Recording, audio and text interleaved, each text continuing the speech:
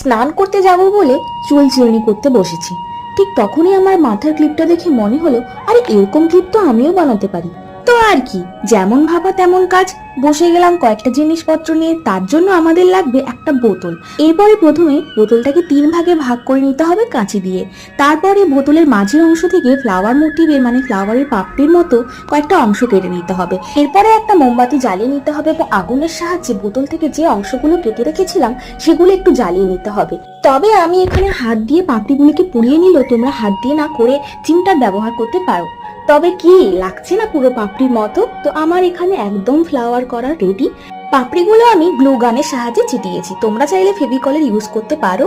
তো এই তো কথা বলতে বলতে আমার একদম ক্লিপ রেডি।